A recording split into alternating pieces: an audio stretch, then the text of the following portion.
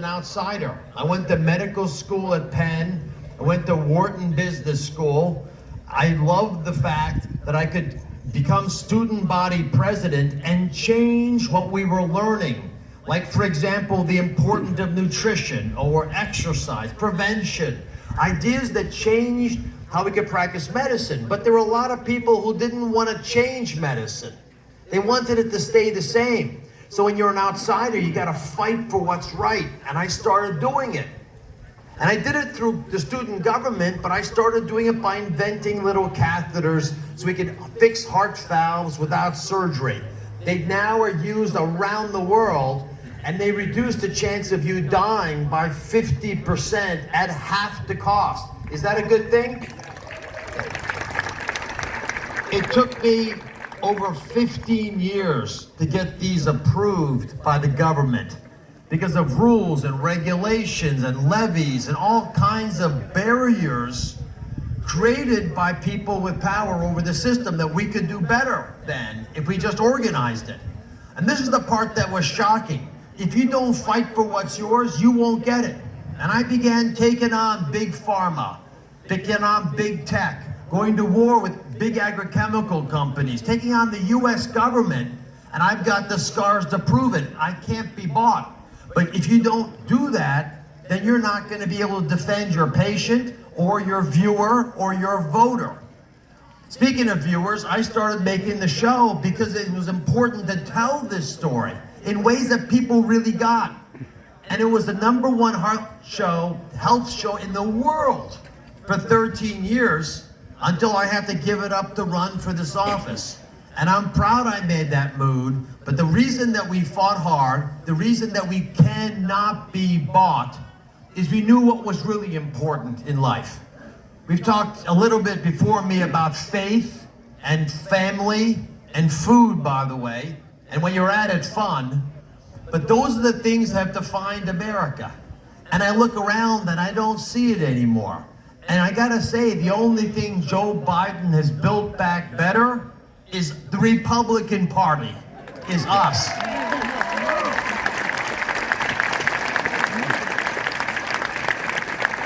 So then I started thinking, why did Joe Biden make all these mistakes?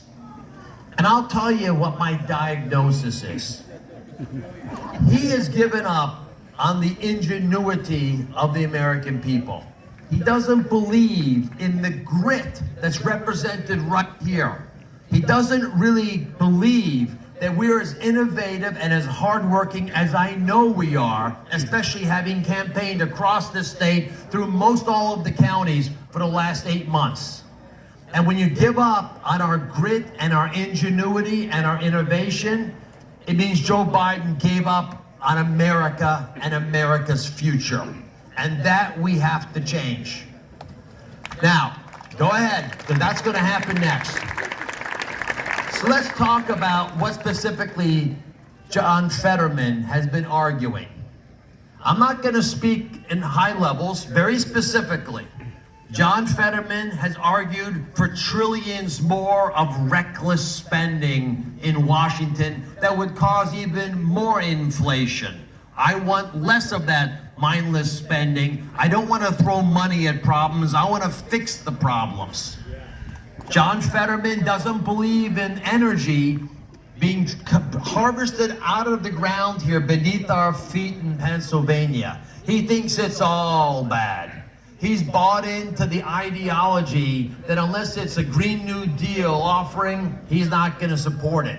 The Green New Deal, I'll tell you as a scientist, is a lie. It cannot be done in the way described. It won't work. What will work is what we know we can do.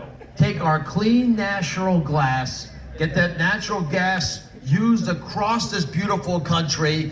It would support our local businesses and manufacturing. It will drop inflation.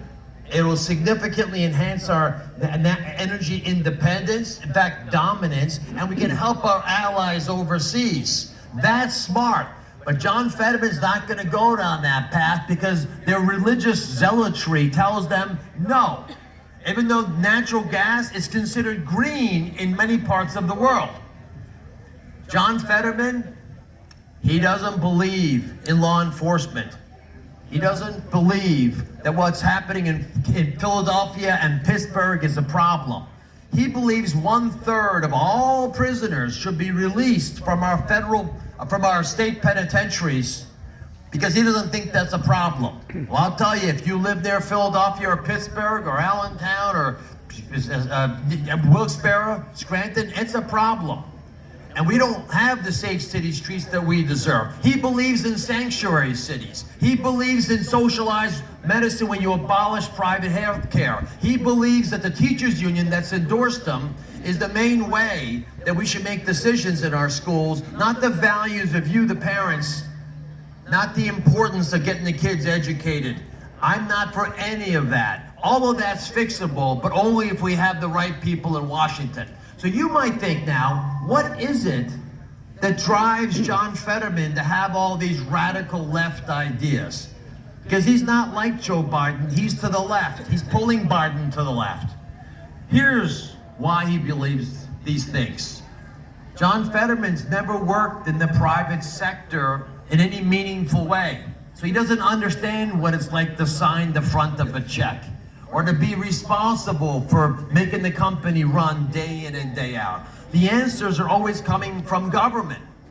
And with a government that's always helping you by telling you what to do, and any government big enough to help you and do everything is strong enough to take it all away from you. You don't want that, do you? Yeah, we don't want that. And here's what I'm arguing we can do. We send the right person to Washington.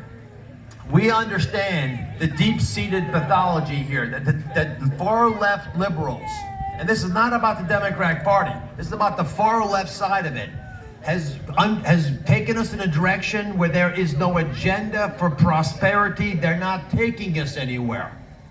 And so to do this right, we have to start, all of us who are here. So here's my request of you. When I was in college, I played football. So what's the last words you hear before you run out in the field? Home of the brave. We just heard it earlier, right? Home of the brave. We're free people because we're brave. I'm asking you all to keep brave. And how are you going to do that? You're going to keep brave by saying what you see. That's what I'm seeing over and over again. People who know what to say, but they're worried because they're going to get criticized for saying it. No, you gotta say what you see. That's how we keep America powerful and strong and moving forward. And if we do that together, all of a sudden, the problems and challenges that we've been worried about begin to dissipate away. We have all the answers we need as a microcosm right here in Pennsylvania. We have the ability to harvest our energy, spend wisely, and drive down the cost of living increases that has changed how so many Pennsylvanians are going on vacation this summer. We own that, but we've got to pull together. So our homework assignment, because all of you are leading in the communities, is pull the party together. Let nothing drive us asunder. Let nothing pull us apart. Ensure that we control our destiny by seamlessly moving towards the election on November 8th. Then, the second thing you gotta do is go find some independents out there. Go find